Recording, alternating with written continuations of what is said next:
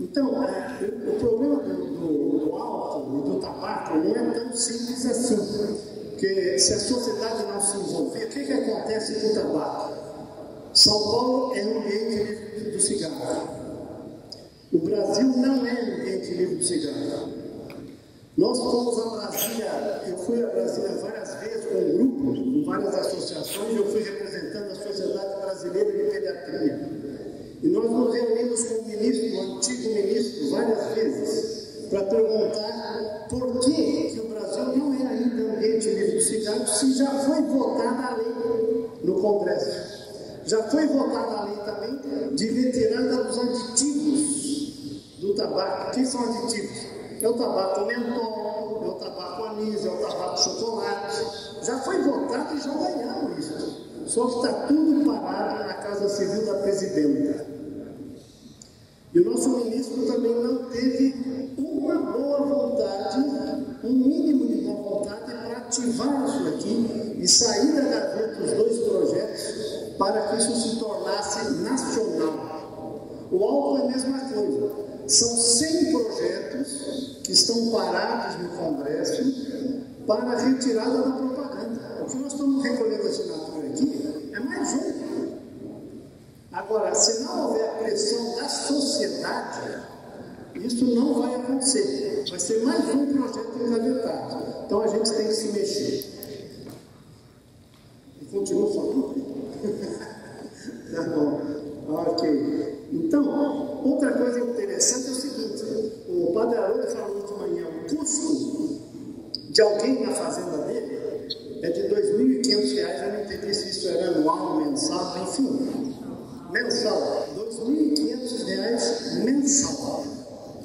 O nosso projeto de prevenção nas escolas, nós temos 3 tipos de projeto que a escola escolhe. Um projeto total, que sai R$ 30 por criança no ano. Um projeto parcial, que sai R$ 15 por criança no ano. E um projeto mínimo, que sai R$ 9 por criança por ano. Só que não se gasta nada na prevenção. Nada. Não conheço nenhum governo, por exemplo, existia o Alcohol Free Children.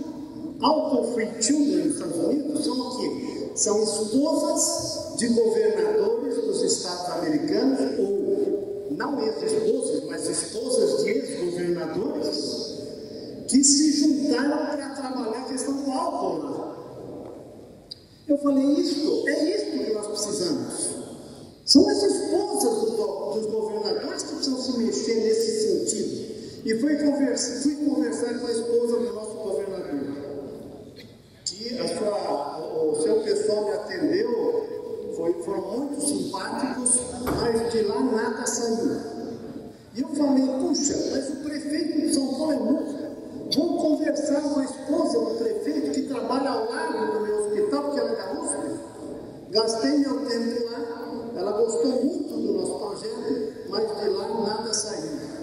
Então, a sociedade tem que trabalhar, porque se a gente depender da parte política, nós somos roubados. Essa é a grande verdade.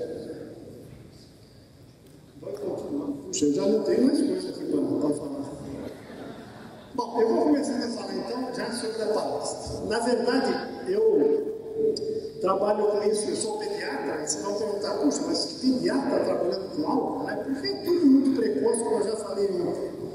Eu fui à Fundação Casa, que é a antiga FEBEM, fazer um trabalho lá, um projeto que eu, pela universidade, tem vários projetos, esse da Fundação Casa era um. E eu fui falar com eles sobre droga lícita. Então entrei lá, entra na porta, revistado, passa por outra gaiola, revistado de novo, e assim vai até que chega lá dentro. Né? Meio assustador, né? A situação, bem assustadora. Mas fui lá 7 vezes falar sobre droga lícita. Aí uma menina lá falou, tio, o que é esse negócio de droga lícita que o senhor vai falar? Eu falei, a droga lícita é aquela que você compra na padaria. Ele falou, poxa, então crack é droga lícita. Então eu tive que mudar um pouco a minha definição de droga lícita, né? Porque hoje tudo você compra na padaria. E na verdade existe uma preocupação grande de a gente considera o tabagismo ativo a primeira causa de morte evitável no mundo. Tabagismo passivo é a terceira causa de morte evitável no mundo. E álcool é a segunda causa de morte evitável no mundo. O que é morte evitável? Vocês vão lembrar, os mais velhos, do calor da Faculdade de Medicina, que morreu afogado na piscina do centro acadêmico há 3 anos atrás em São Paulo. Lembra disso? Era um coreano de família muito simples, que conseguiu chegar à universidade com muito esforço. E morreu afogado na festa de recepção dos calouros. Isso continua acontecendo. A Universidade de Ouro Preto, em Minas, no ano passado, faleceram numa festa de rua 2 universitários em coma alcoólico. Isso continua acontecendo todo santo dia. E eu fiz um projeto para calouros e quis fazer na Universidade de São Paulo, não consegui. Quis fazer no Mackenzie, na FAAP e na Unifesp. O Mackenzie me respondeu positivamente, porque é uma escola que, vamos dizer, teoricamente tem Deus no coração, que é presbiteriana, né? Mas demorei 3 anos para fazer uma palestra lá no Mackenzie, 3 anos. As outras escolas me responderam assim: não se preocupe, nós não precisamos disso, porque é proibido beber no campus. E eu respondi para os 2 reitores: excelentíssimo, magnífico reitor, queira levantar o traseiro da sua cadeira e ir até a janela da sua sala e assistir o que acontece nos muros da sua universidade na época de recepção de calor. Porque a gente estendida no chão, gente vomitando, e assim vai, a gente sabe o que é. Então, na verdade, esse é o problema. A parte de prevenção não existe. Existe ali um slide, que depois eu passo rapidamente, mas é o slide que é o Padre Haroldo da maconha, ou seja, é o cara pop da maconha, que é o Ferguson. Ferguson é um médico da Nova Zelândia, que é especialista, só estuda maconha há 30 anos. Ele tem 70 anos, e ele gosta de falar assim: maconha só depois dos 70 anos. Não é porque ele está com 70 agora, ele está se liberando aí. E na verdade ele acompanha uma população de 2.500 pessoas que nasceram há 30 anos atrás. E ele foi verificando o que acontece com essas pessoas. O que acontece? Se você não consome... Dá para passar aí? Eu vou rapidinho aqui só para pular. Eu aqui na Fundação Casa, pronto, já falei. Já falei, esse é o calor que faleceu lá na faculdade. Aqui a festa de rua na Universidade de Ouro Preto. Você vê a quantidade de bebida que tem na festa de rua, né? Para ter uma ideia. E aqui tem um vídeo, mas eu acho que com essa mexida aqui, o vídeo não vai passar, infelizmente. Uma pena, mas não faz mal. Bom, aqui é o trabalho que eu fiz no ano passado nas escolas. O que a gente tem? Aqui, 10 anos de idade, 5º ano do ensino fundamental, vai aumentando, e aqui é o 3º ano do ensino médio, 17 anos. Então eu tenho aqui 10 anos e tenho aqui 17 anos. O que acontece aqui? Aqui é o cigarro. O que a gente tem? Com 17 anos, 20% estão fumando. Com 17 anos, é o colorido, 60% estão bebendo. Maconha, 15 a 20% estão usando com 17 anos. E o crack, 6%. Isso é uma enquete em 7.000 estudantes de 10 escolas em volta do hospital universitário. O que acontece aí? Começa muito cedo. Isso vai aumentando com o tempo. Como já foi falado, o que acontece? O cérebro se desenvolve até os 21. Se você consome qualquer droga antes disso, a chance de dependência é maior. Então, se você olhar aqui, nós temos... O indivíduo começou... O nível de dependência do álcool, quando ele começou a beber antes dos 12, e o nível de dependência quando ele começa a beber depois dos 21. Então, a chance de dependência de qualquer droga é maior se você consome isso antes dos 21. Esse é o popstar do Ferguson.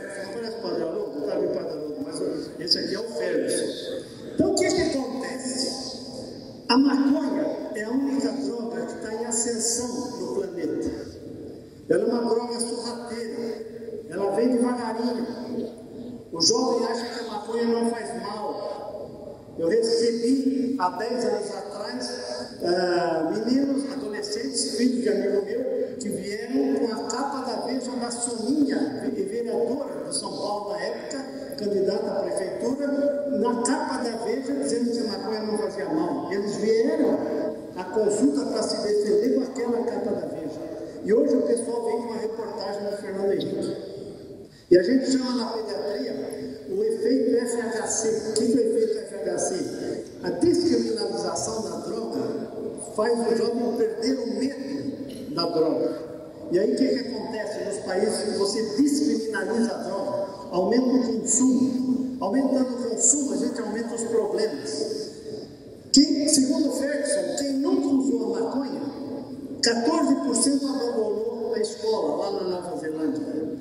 Quem usou mais de 100 vezes, 81% abandonaram a escola.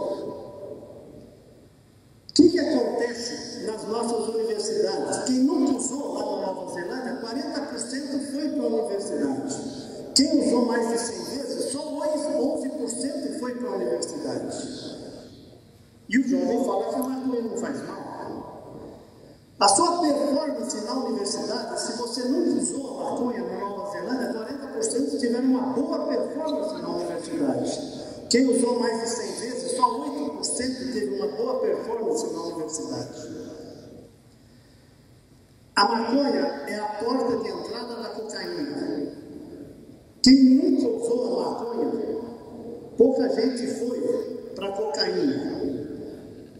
Conforme a faixa etária, também, se você usa precocemente, 66% saiu da maconha e foi para outras drogas.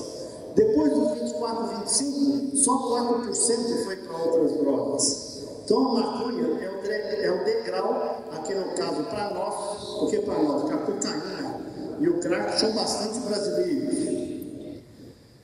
Eu comecei a atender no meu consultório problemas de tentativa suicida e jovens que estavam no primeiro ano da faculdade em transe psicótico, surto psicótico e esquizofrenia.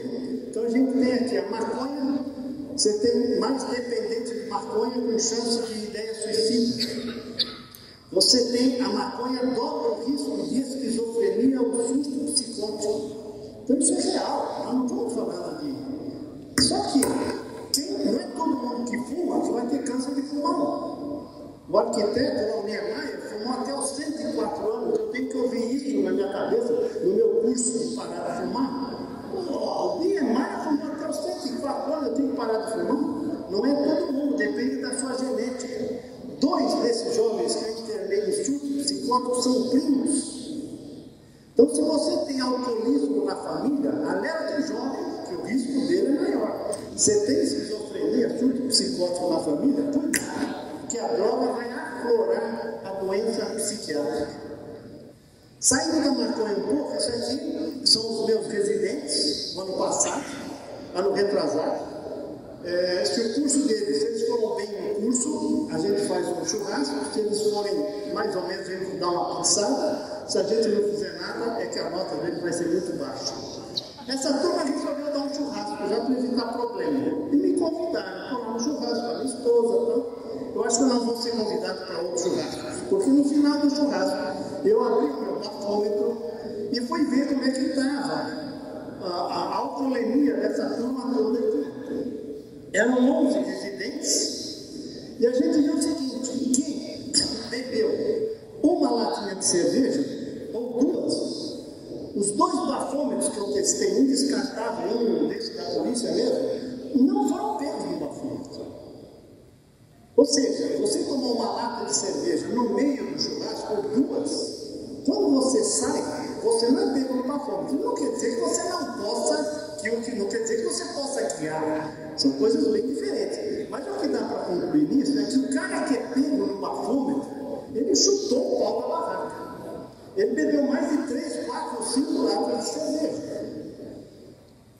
Meu grupo foi até a Vila Madalena, que é um lugar de São Paulo que a gente, onde o pessoal tem os barzinhos, e 50 pessoas sopraram o bafômetro no bar, 25 que não iriam beber, 25 que não iriam guiar e 25 que iriam guiar. O nível de choques nos dois grupos é exatamente o mesmo, média de 4, variando de 0 a 10. Então o cara toma 10 choques e sai virando. Então a lei seca em São Paulo é muito frustrante, a ação da lei seca. Porque o pessoal não tem medo, toma 10. E o que é que acontece? Acontece isso aqui. Olha, acidentes com intoxicação alcoólica em crianças e adolescentes. Quando chega na sexta-feira, começa sábado, domingo e depois cai. Por quê? Porque o jovem é o chamado binge drink. O que é isso? Ele bebe por excesso. Então ele bebe sexta, sábado, domingo em grande quantidade. Essas são as drogas da Universidade de São Paulo. 10 anos atrás e 5 anos atrás. Álcool e tabaco são os principais. E a maconha, de 5 para 10 anos, subiu, que é o terceiro gráfico ali. Então a maconha vem tomando seu espaço. Não existe diferença entre meninas e meninos. E aí o que acontece? Vai consumindo álcool, o nível de mortalidade vai subindo, até que chega no penúltimo ponto, cai. Cai por quê? Porque o cara caiu duro lá e não sai do lugar. Então o risco de mortalidade diminui lá no fundo. Eu tenho atendido adolescentes em coma alcoólico aos 14 anos de idade, tá? Tanto a nível de consultório quanto a nível clínico. É a mesmíssima coisa, não tem diferença. Festa de 15 anos hoje, sem bebida alcoólica, é muito raro. O Brasil é o primeiro país em fator de álcool, em ter o álcool como fator de morte. O Brasil está em primeiro lugar em álcool como fator de morte. A maioria das intoxicações em criança e adolescente ocorre na primeira bebedeira. E é uma bebedeira dos amigos. Então eu estou assistindo isso. 14 anos de idade, não é na festa de 15 anos que ele tomou álcool. É no esquenta, que eu não sabia o que era. Se fosse cobertor Paraíba, alguma coisa, não é. O esquenta é fornecido geralmente pelo pai de um deles, que é aquele pai amigão.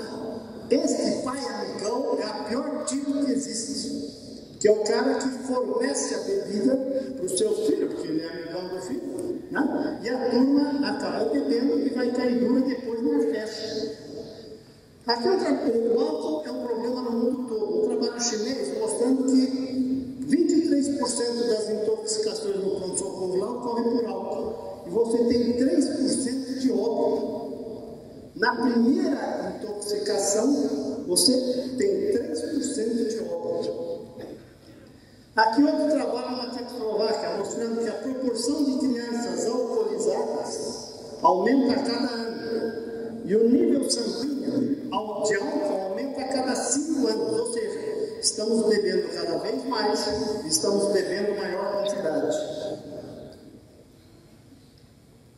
Não vai rodar os vídeos aqui, mas tudo bem. Esse é um trabalho, esse aqui aconteceu o seguinte. Esse garoto aqui, o ônibus da USP vai buscar a classe de 14 anos para conhecer a universidade. Né? Um programa lá de profissionalização e etc. Então saiu um ônibus com 40 garotos de 14 anos. Joãozinho levou uma garrafa de vodka no fundo do ônibus, dentro da garrafa de refrigerante, e embebedou 22 pessoas, 22 coleguinhas. Este aqui é o cara que bebeu mais. E a mãe dele falou que ele nunca tinha bebido. E quando ele acordou, eu perguntei: escuta, você sabia que você estava bebendo? Ele falou: não, eu sabia, mas por que você bebeu se você nunca bebeu? Não, eu bebi porque a turma estava bebendo. Então esse é um grande problema. E essa aqui, coitada, é a professora que saiu com o ônibus com 40 alunos para fazer um passeio na universidade e chegou no pronto-socorro com 22 alcoolizados. Ela estava realmente... Esse é um trabalho que mostra um projeto de intervenção breve que eu estou fazendo no meu hospital e estou tentando passar isso para outras faculdades do estado de São Paulo. Gastar algum tempo fazendo alguma prevenção do álcool e tabaco. Então, essa enfermeira, nesse grupo, ela deu 5 ligações telefônicas, uma por mês, falando sobre o tabaco. E nesse outro grupo, ela não ligou. O que aconteceu? O grupo que recebeu 5 ligações telefônicas durante uma por mês, 32% de cessação do tabaco. Comparado aí com o grupo que não recebeu ligações telefônicas, e só 6% no mesmo período pararam de fumar. Intervenção breve funciona. Então, gastar um pequeno tempo falando da droga em qualquer situação, pode ser o médico, juiz, advogado, mãe, pai, isso tem um resultado. Só que o que acontece? A bebedeira tem proporções olímpicas. Esse cara na última Olimpíada era um ciclista belga, perdeu a Olimpíada, tomou um porre lá, foi expulso da Vila Olímpica. Mas ele se disse feliz por não ter levado bronca dos pais, que entenderam que ele precisava daquilo. Os pais hoje entendem que o filho precisa chutar o pau da barraca. O que acontece? Quem bebe muito, 37% parte para outras drogas. Quem não bebe, 2% parte para outras drogas. Onde é que está a prevenção de droga? É trabalhar com crack, estou falando em prevenção, é trabalhar com crack ou trabalhar nas drogas lícitas. Quem fuma, 33% experimenta outras drogas. Quem não fuma, praticamente 0%. Sempre vamos ter na periferia aquele que já começa na maconha, tá? Mas é mais raro. Onde é que está a prevenção de drogas? Estou falando de prevenção. Tá? É lidar com o tabaco e com o álcool, e hoje com a maconha, que já é uma droga lícita. Como é que eu vou fazer com o jovem? Porque existem 5 itens importantes para a família não entrar na droga. Esse é o trabalho do pessoal da Unifesp. O primeiro item que evita que o jovem vá para a droga é espiritualidade. O segundo item é família unida, com limites. Limite é uma coisa que está faltando hoje, a gente sabe. Terceiro, atividades culturais, atividades sociais e depois as amizades. Nessa entrevista desses 7 mil alunos no ano passado, a gente tem o seguinte: 90% deles não tem uma atividade cultural fora do período escolar. 90% deles não trabalham fora de casa. 91% não tem nenhuma atividade religiosa. E 89% não tem nenhum curso profissionalizante depois do período escolar. Nesse grupo, 38% das famílias são de casais separados. Eu achei isso altíssimo. E 4% são pais ou mães falecidos. Então eu tenho 42% de uma desestrutura familiar que pode favorecer o indivíduo ir para a droga.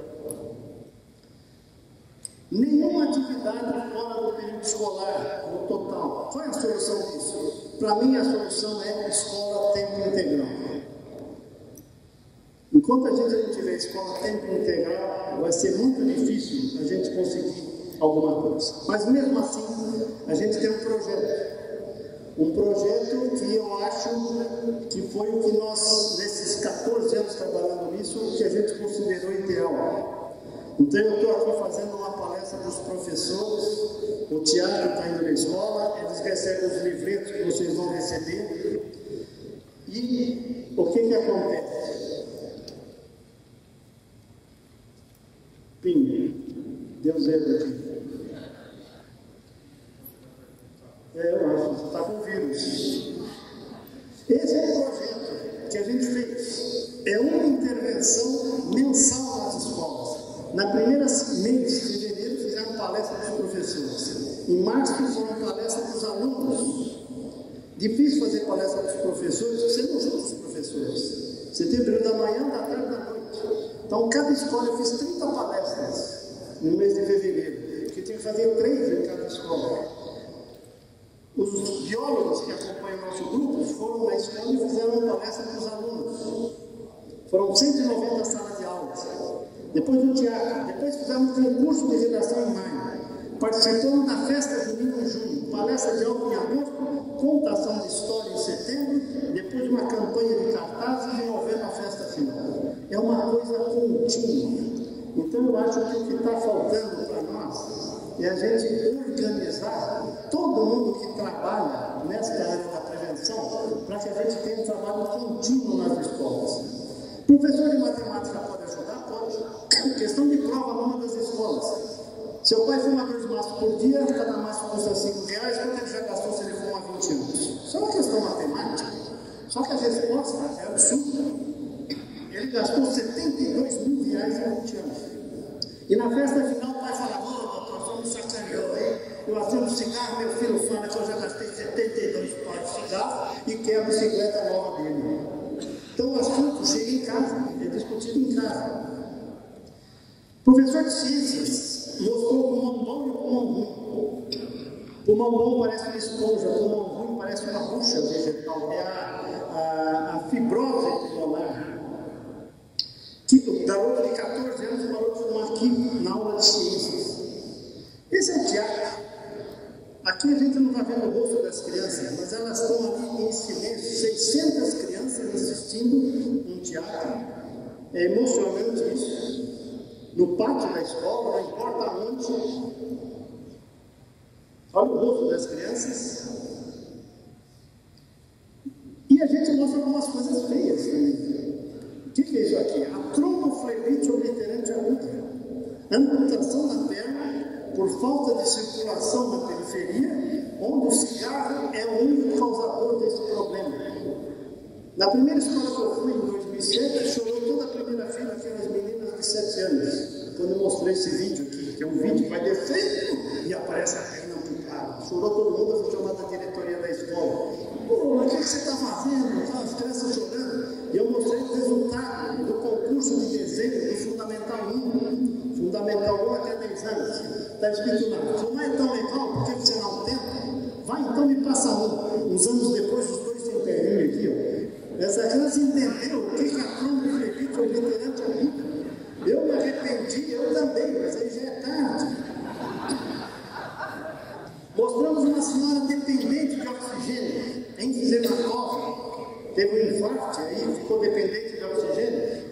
Ganhou no Fundamental 2 esse cartaz: fumar é a mesma coisa que correr de braço dado com a morte, mas nem correr, não é mesmo? Porque quem fuma não corre. Ela entendeu o que é a falta de ar de enfisematose. Quem fuma não corre.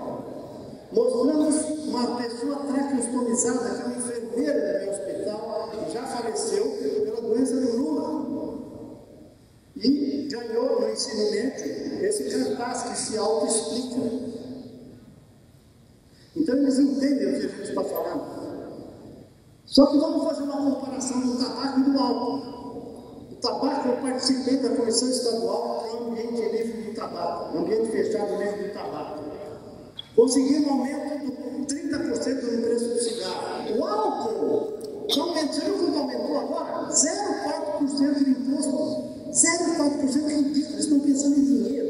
Eu estou pensando em saúde. Precisa aumentar 50% o imposto do álcool para diminuir o consumo do jovem, para diminuir a iniciação do jovem.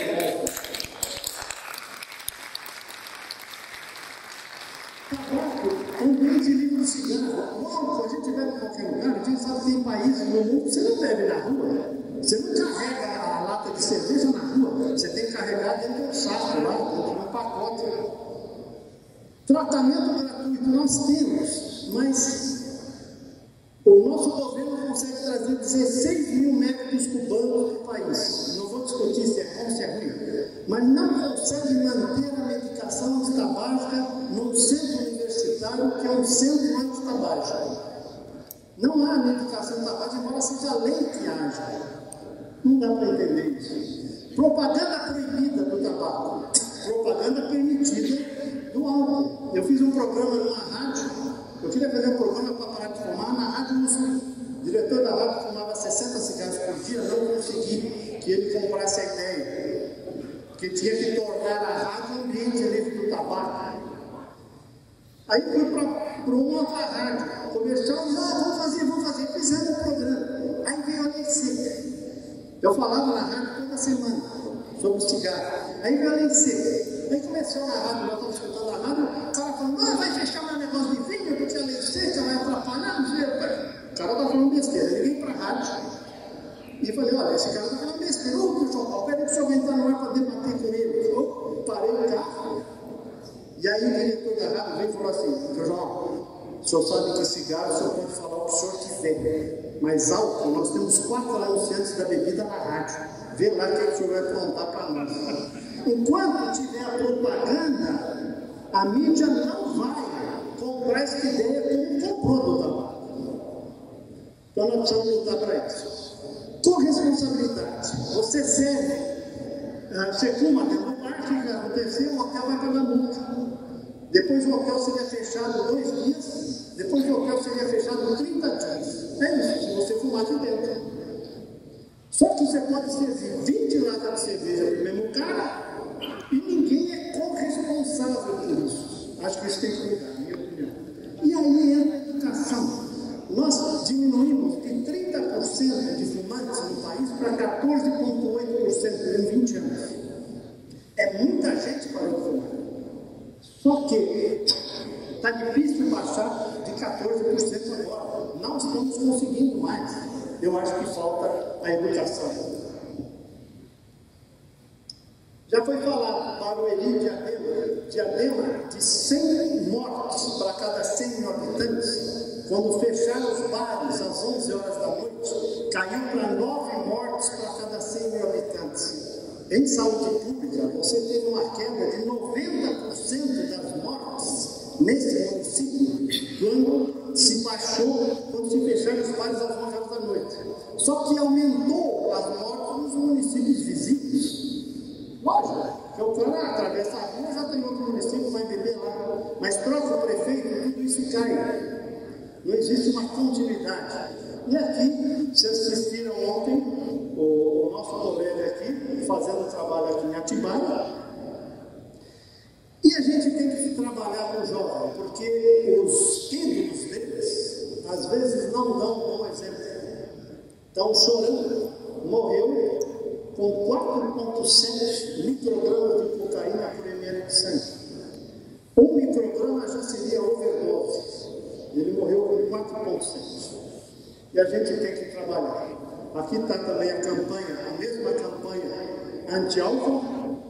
Para tirar álcool, a cerveja é álcool, e a gente precisa trabalhar em relação a recolher essas assinaturas. O último vídeo também não vai passar, mas não faz nada. Então, eu queria finalizar falando o seguinte. Esse projeto do Dr. Bartô, ele está se você puser no Google Dr. Bartô, você vai chegar no projeto que está na internet, www.drbartô.com.br. Ali tem todo o material, tem todo esse programa na escola que nós fizemos, tem todo o material que a gente distribui nas escolas, vocês vão receber aqui. Atrás tem aqui o site, o site do Dr. Bartô. Esse livreto que é distribuído durante o ano todo na escola tem uma carta aos pais na última página. E quem tiver interesse em fazer algum projeto na sua escola, entre em contato com a gente vê o que é possível fazer. Não é? Então é o que nós falamos, nós temos um projeto Margem que sai muito menos do que o tratamento de um drogado. Quer dizer, o tratamento de um drogado, durante um ano, a gente trabalha a prevenção de 1.000 crianças tranquilamente. Então, estou aberto aí depois a conversar com vocês e obrigado pela oportunidade.